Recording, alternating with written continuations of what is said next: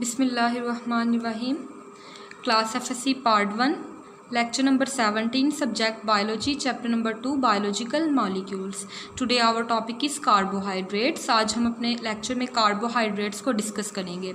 First of all इसका short सा introduction लेते हैं. बेसिकली जो कार्बोहाइड्रेट्स हैं वो लिविंग ऑर्गेनिजम्स में अबंडेंटली पाया जाने वाला मॉलिक्यूल है जो कि almost all parts of the cell में फाउंड करता है, मौजूद है. सेल के ऑलमोस्ट ऑल पार्ट में मौजूद होता है कार्बोहाइड्रेट्स और it is abundantly found molecule or compound in living organisms. Like अब हम इसके लिटरल मीनिंग की तरफ चलते हैं. लिटरल मीनिंग पे अगर हम बात करें तो कार्बोहाइड्रेट का जो लिटरल मीनिंग होता है that's mean hydrated carbon. Composition की अगर हम बात करें कि कार्बोहाइड्रेट किस तरह से मिलके बना होता है, किस तरह के जो एलिमेंट्स हैं वो मिलके कार्बोहाइड्रेट्स बना रहे होते हैं. So basically carbon, hydrogen and oxygen की कॉम्बिनेशन से जो है इन तीनों की कॉम्पोजिशन से कार्बोहाइड्रेट जो है वो बनता है. रेशो की अगर हम बात करें विद इन कार्बोहाइड्रेट्स, कार्बन या हाइड्रोजन ऑक्सीजन की रेशो क्या होती है, तो हाइड्रोजन और ऑक्सीजन की रेशो जो है विद इन कार्बोहाइड्रेट सेम होती है एज इन वाटर. जैसे कि वाटर में होती है H2O. जब हम बात करते हैं H2O 2:1 और 1:2 जो है, हाइड्रोजन जो है 2 एज कम्पेयर टू ऑक्सीजन जो है वो 1 में प्रेजेंट होगी. इस तरह से इनकी जो रेशो बनती है वाटर के अंदर सेम इसी तरह हाइड्रोजन और ऑक्सीजन जो है उनकी सेम रेशो होती है इन कार्बोहाइड्रेट्स. जनरल फार्मूला अगर हम देखें कार्बोहाइड्रेट्स का, सो हमारे पास ये है CxH2O with in bracket Y. तो यहाँ पे जो X है वो होल नंबर है जो कि 3 से 1000 नंबर्स तक लाइक कर सकता है. 3 से लेकर 1000 जो है हम यहाँ पे नंबर्स रख सकते हैं कार्बन के जो कि कार्बोहाइड्रेट्स बनाएंगे. सो this is the general formula of the carbohydrate. Next अब हम देखते हैं केमिकली डेफिनेशन ऑफ कार्बोहाइड्रेट्स के केमिकली हम किस तरह से डिफाइन करते हैं कार्बोहाइड्रेट्स को. सो केमिकली हम इसको कैसे डिफाइन करते हैं. Basically polyhydroxy aldehydes or ketones are called carbohydrates, or in other words complex substances which on hydrolysis yield polyhydroxy aldehydes or ketone subunits are called carbohydrates. complex substances जो कि hydrolysis में yield product provide करते हैं हमें, polyhydroxy aldehydes और ketones के सब unit उसे हम कार्बोहाइड्रेट्स का नेम दे देते हैं. अब यहाँ पे जो एक टर्मिनोलॉजी यूज़ हुई है डैट इज़ हाइड्रोलाइसिस. जब कॉम्प्लेक्स सब्सटेंसेस की हाइड्रोलाइसिस करवाई जाए तो वो जो यील्ड या प्रोडक्ट प्रोवाइड करते हैं पोलीहाइड्रोक्सी एल्डिहाइड और ketones, these are the carbohydrates. ये हमारे पास क्या है, केमिकल डेफिनेशन है कार्बोहाइड्रेट्स की. अब हम देखते हैं what is hydrolysis. Hydrolysis basically it is a process in which large molecules are break down in the presence of water into smaller substance. Mean to say कि जब ब्रेक डाउन होती है लार्जर मॉलिक्यूल्स की into smaller molecules, जब large molecule small molecule में convert होता है in the presence of water, that is known as hydrolysis. तो इसी तरह से जब लार्जर या कॉम्प्लेक्स सब्सटेंस की हाइड्रोलाइसिस होती है विद इन सेल और वो हमें प्रोवाइड करते हैं पोलीहाइड्रोक्सी एल्डिहाइड और कीटोन सब यूनिट, तो इसे हम केमिकली कार्बोहाइड्रेट्स का नेम देते हैं. Examples of carbohydrates. अब हम देखते हैं कि जो हमारे पास कार्बोहाइड्रेट्स है इसकी एग्जाम्पल क्या है. Basically cellulose of wood. Cellulose कहाँ पे प्रेजेंट होगा, cell wall of the plant. तो वुड की जो सेलुलोस होती है, cotton and paper starches of हमारे पास जो स्टार्च होते हैं सीरियल्स में प्रेजेंट, अनाज वगैरह में प्रेजेंट होते हैं. रूट ट्यूबर्स होते हैं, शुगर कैन या cane sugar, milk sugar, these all are examples of carbohydrates. ये तमाम क्या हैं, कार्बोहाइड्रेट्स की एग्जाम्पल हैं. हम यूँ कह सकते हैं these are the form of carbohydrates. ये सारे क्या हैं हमारे पास कार्बोहाइड्रेट्स हैं. सेलुलोस कार्बोहाइड्रेट है, cotton, paper, starch, root tuber, cane sugar, milk sugar, these are the example of carbohydrates.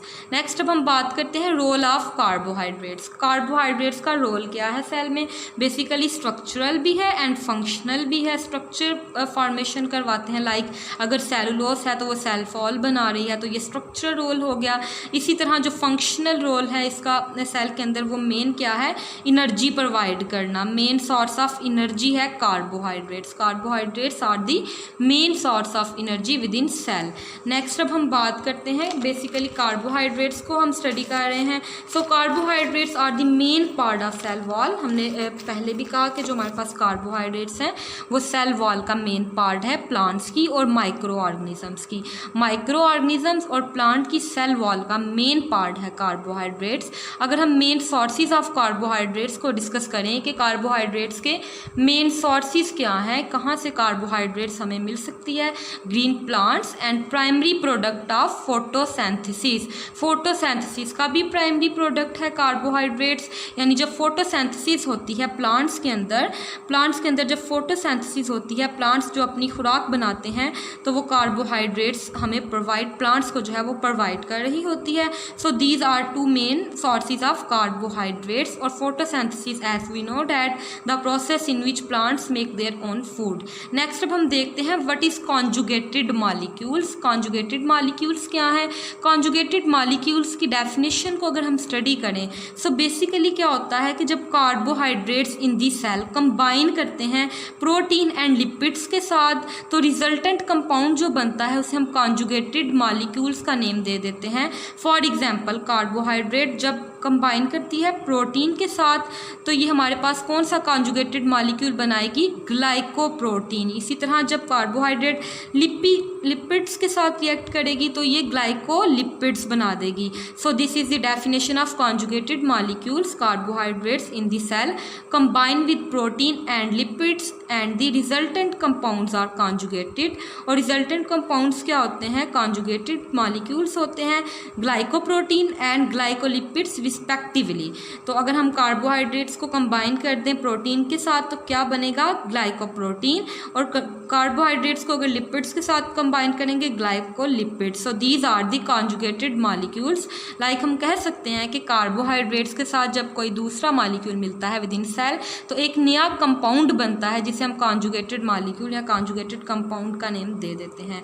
Next है हमारे पास रोल ऑफ कॉन्जुगेटेड मॉलिक्यूल, या फिर हम कॉन्जुगेटेड मॉलिक्यूल्स जो कि हमने एग्जाम्पल ऊपर देखी, ग्लाइकोप्रोटीन जो कि किससे मिला था, किससे मिलके बना था? कार्बोहाइड्रेट और प्रोटीन से। इसी तरह ग्लाइकोलिपिड जो कि कार्बोहाइड्रेट और लिपिड के मिलने से बना था। इनके अगर रोल को हम स्टडी करें कि ग्लाइकोप्रोटीन एंड ग्लाइकोलिपिड्स का रोल क्या है, बेसिकली स्ट्रक्चरल रोल भी है इनका। स्ट्रक्चरल रोल क्या है कि ये एक्स्ट्रा सेलुलर मैट्रिक्स बनाते हैं, एनिमल और बैक्टीरियल सेल का एक्स्ट्रा सेलुलर मैट्रिक्स बनाते हैं।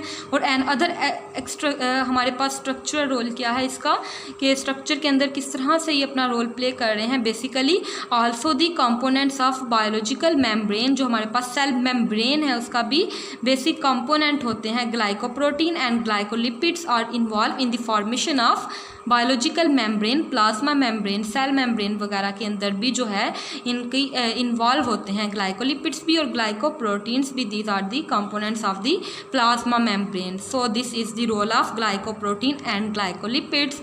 सो आज के लेक्चर में हमने क्या स्टडी किया? बेसिकली हमने स्टडी किया अबाउट कार्बोहाइड्रेट्स। कार्बोहाइड्रेट्स का हमने इंट्रोडक्शन लिया, कार्बोहाइड्रेट्स का लिटरल मीनिंग देखा, कंपोजिशन देखी, रेशो देखी, जनरल फार्मूला डिस्कस किया।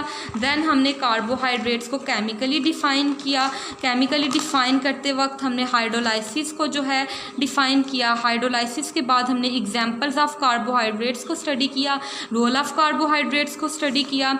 देन हमने जो है मेन सोर्सेज ऑफ कार्बोहाइड्रेट्स को स्टडी किया, कॉन्जुगेटेड मॉलिक्यूल्स को स्टडी किया, उनकी डेफिनेशन को स्टडी किया। देन हमने लास्ट पे रोल ऑफ कॉन्जुगेटेड मॉलिक्यूल और रोल ऑफ ग्लाइकोप्रोटीन और ग्लाइकोलिपिड्स को स्टडी किया। तो ये था हमारा आज का लेक्चर। होप सो कि आपको होल लेक्चर अच्छे से क्लियर हो गया होगा, ईच एंड एवरी पॉइंट्स आपको क्लियर होंगे। होप सो अगर आपका किसी भी तरह का कोई क्वेश्चन या कोई कन्फ्यूजन है तो आप कमेंट्स में पूछ सकते हैं। आई विल आंसर यू इंशाल्लाह। ओके, अल्लाह हाफिज़।